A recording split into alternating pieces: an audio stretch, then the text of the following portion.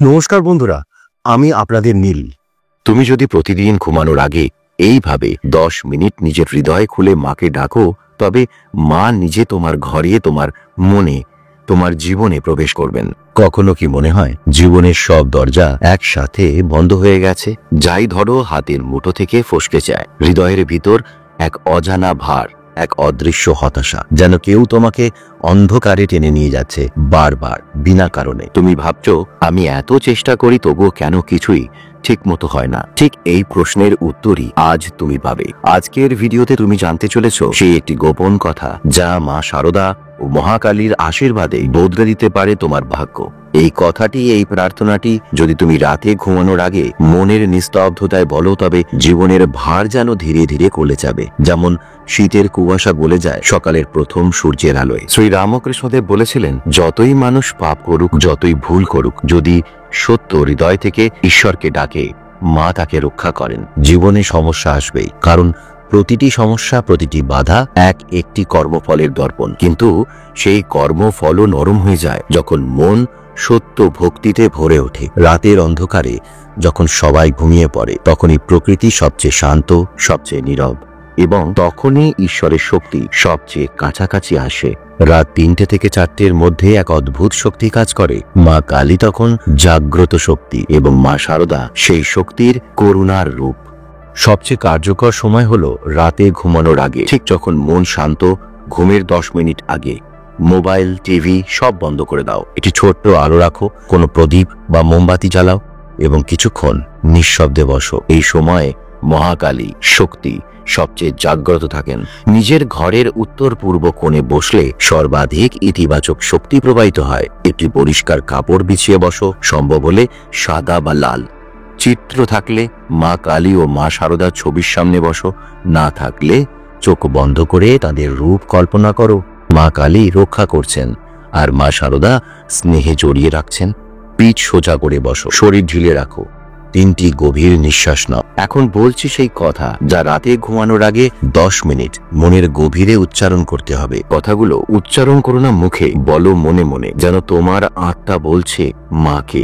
মা শারদা বলতেন, ভরসা রাখো, মা সব জানেন, মা কখনো কাউকে ফেলে রাখেন না। তুমি শুধু নিজের হৃদয় খুলে দাও, বাকিটা মা করবেন।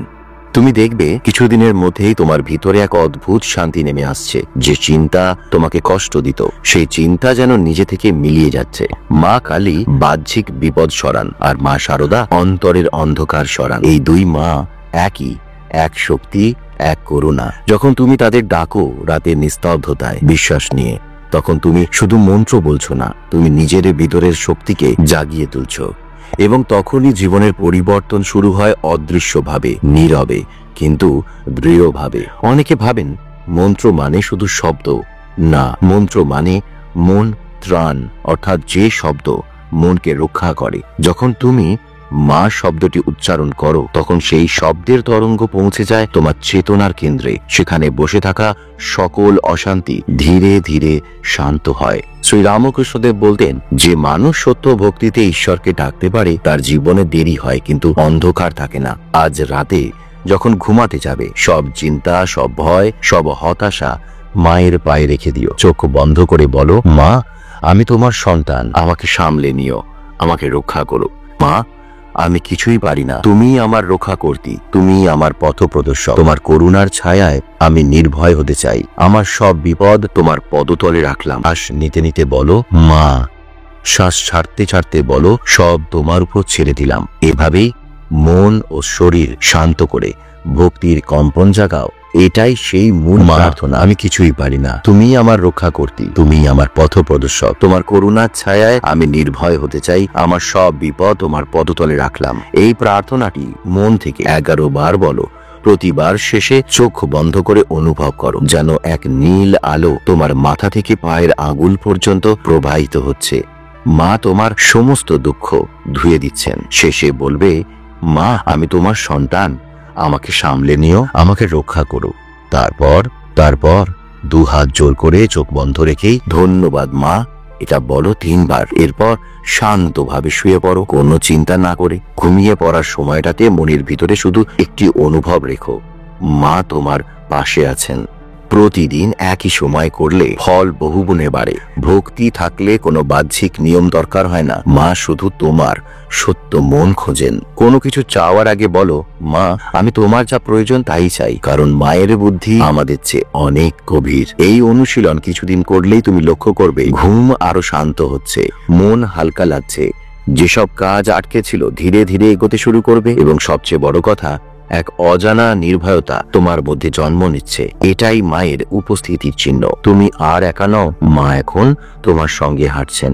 তুমি জানবে না কখন ঘুমিয়ে পড়লে, কিন্তু সকালে ঘুম ভাঙবে এক অন্য রকম শান্তি নিয়ে, যেন কেউ সারা রাত তোমাকে কোলে নিয়ে রেখেছে। এই হলো সেই মায়ের অলৌকিক আশীর্বাদ, যা শুরু হয় এটি ছোট্ট কথায় আর শেষ হয় জীবনের সব অন্ধকার দূর করে। মা শারদা বলেছিলেন, বিশ্বাস রাখো, মা আছেন। মায়ের দয়া যে একবার পেল তার আর ভয় নেই। আজকের রাত হোক তোমার জীবনের নতুন শুরু। আজকের এই মন্ত্র, এই প্রার্থনা তোমার সমস্ত কষ্টের অন্ধকারে আলো আনুক। যদি তোমার মন কেঁপে ওঠে এই কথাগুলো শুনে, জেনে রেখো মা তোমার কাছেই আছেন। শুধু ডাকো তাকে, অনুভব করো তাকে, আর বাকিটা তিনি নিজেই করে দেবেন। আবার দেখা হবে। মা কালীর কৃপায় সবাই খুব ভালো থাকবেন, সুস্থ থাকবেন। নমস্কার।